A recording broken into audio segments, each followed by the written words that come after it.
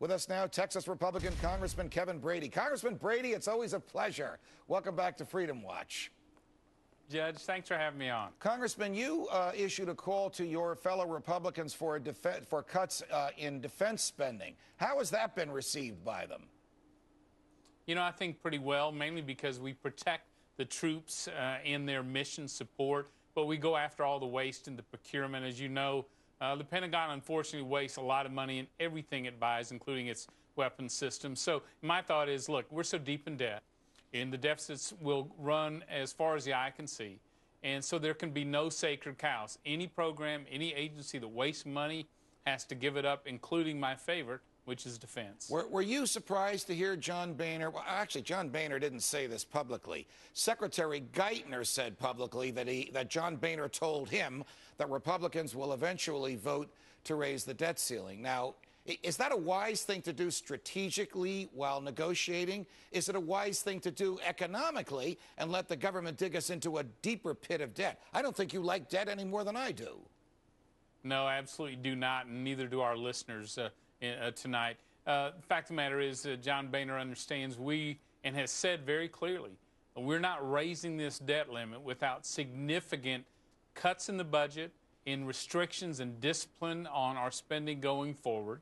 He made the point that we need $1 in cuts for every dollar it's raised or more of the debt ceiling, which is exactly right. And I think the Republican conference is committed to budget reform, so we put some, as I think, we need guardrails around the budget to get us down to the Ryan levels of spending so that we shrink the government over time and get our financial house in order. Do you buy the Treasury Secretary and the White House's fear-mongering that the sky is falling, that the financial markets will collapse, that we'll enter a horrific recession if we don't raise the debt ceiling? Or do you accept Senator Toomey's argument, who was an economist, as you know, before he was in the Congress, that there's enough tax dollars that come in to pay the debt service? We can take our time and do the right thing. We don't have to go out into the markets and start borrowing like crazy people all over again. You know, I think the fear-mongering is a negotiating tactic. We've made it clear from the very beginning, America's going to pay its debts. And we're not going to see a genuine default. America's not Greece. We're not going to do that.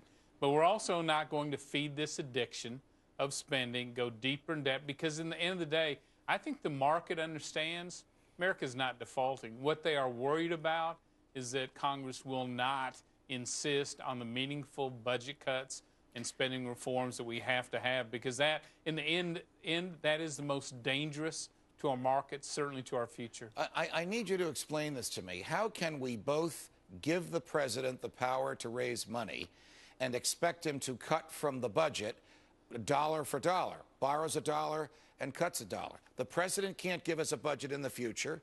The present Congress can't control what a future Congress would do. The only way to stop this president and his colleagues from spending money, the only way to discipline them is to make it illegal for them to borrow and force them to run the government just on the tax revenues that they collect every month. Well, I think Congress right now, especially for conservatives, you know, this is a great opportunity for us to force Congress in Washington into getting its financial house in order and creating that discipline. I don't worry about what date America would technically go into default. I want to accelerate this discussion and this fight. I think the sooner we get to those budget constraints, the better, whether it's August or July or June. Okay. I say let's do it now. Congressman Brady, before I let you go, I don't have the record in front of me. I think you voted in favor of the budget projections proposed by Congressman Paul Ryan. Absolutely. All right. Most Republicans did. Were you surprised when Newt Gingrich blasted that and basically called it right-wing engineering, the moral equivalent of the president's left-wing engineering? Where does he come off saying something like that? Well, I'll tell you, I nearly fell out of my chair. And I understand former speakers talked to Paul Ryan about this, but I'll tell you, what Paul Ryan's proposed, what Republicans are proposing, gives some hope to the Americans who despair that their country will ever live within its budget again. The reforms that are proposed by Republicans for Medicare are exactly what we need. And so I tell you what, Republicans need to be uniting behind this budget, not dividing it. Congressman Brady, it's a pleasure. Thanks for joining us. Thank you, Judge.